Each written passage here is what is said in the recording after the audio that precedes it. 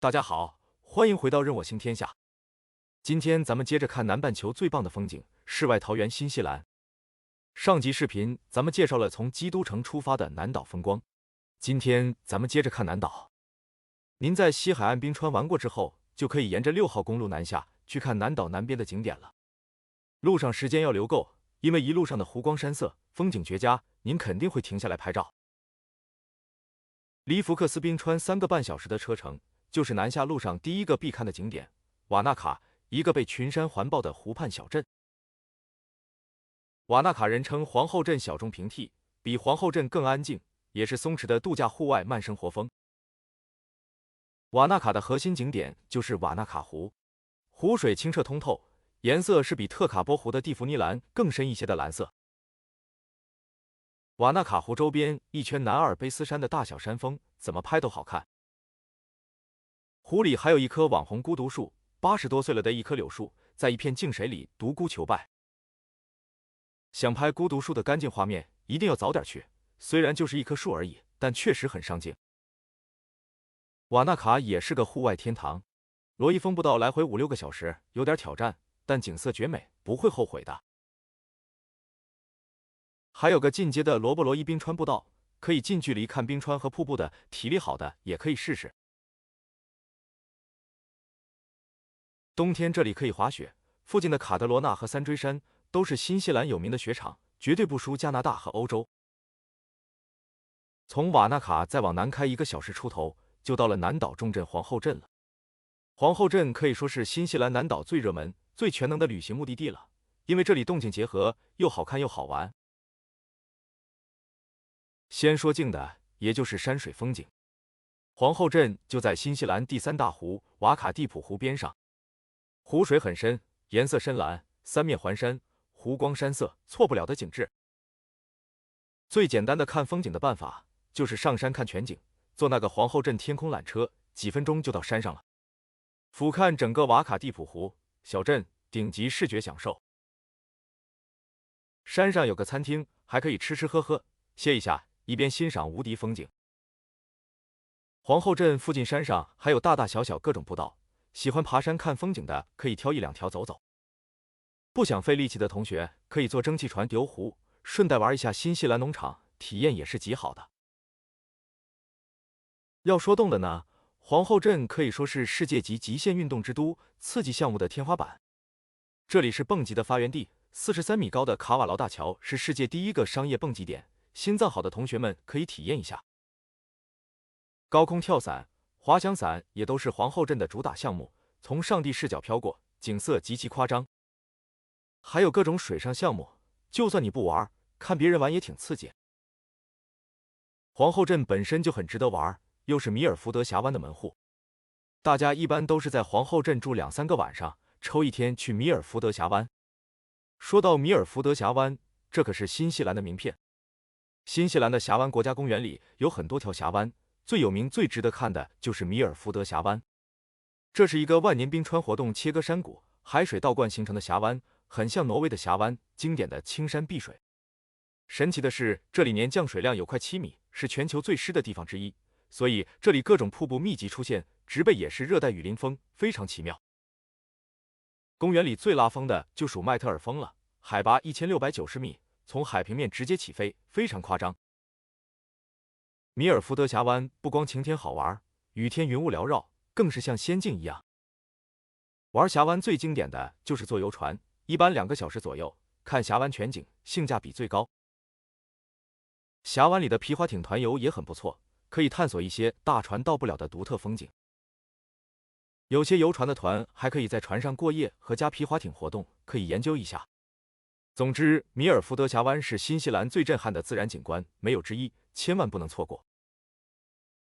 从皇后镇去米尔福德峡湾，开车要4个小时左右。在大概一半路程的地方，有个叫蒂阿瑙的小镇。这里本身不算一个特别热门的景点，但很多人会在这里住1个晚上。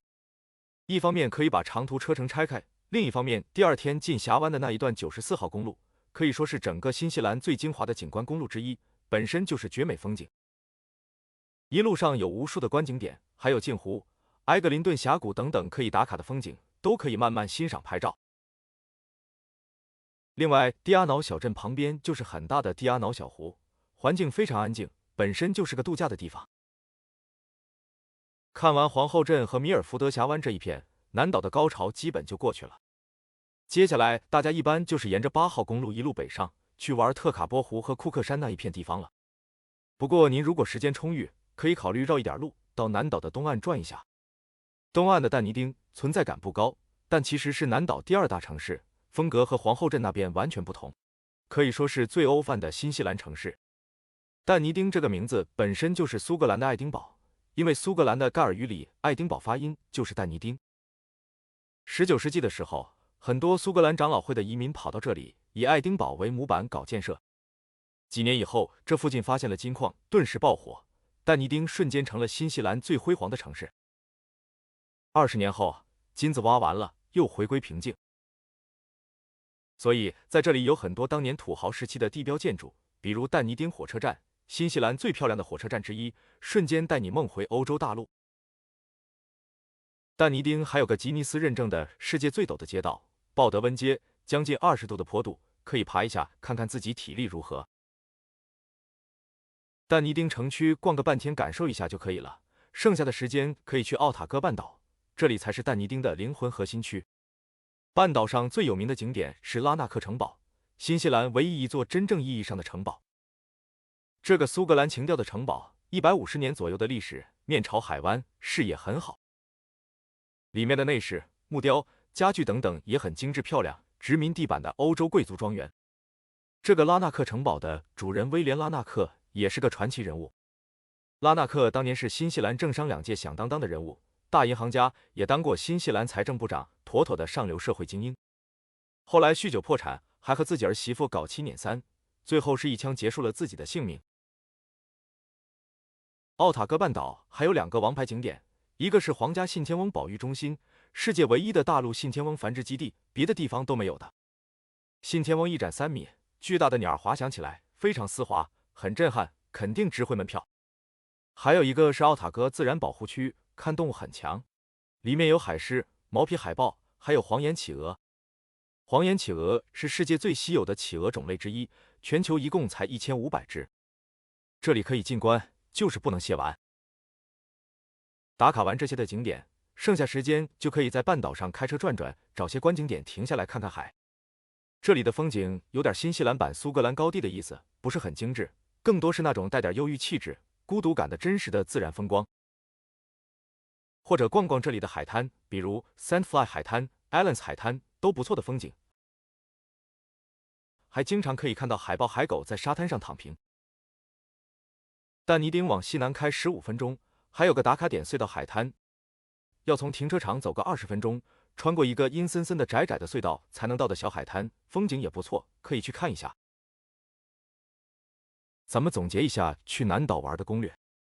去南岛玩，如果想要人少景美，那就春秋天来。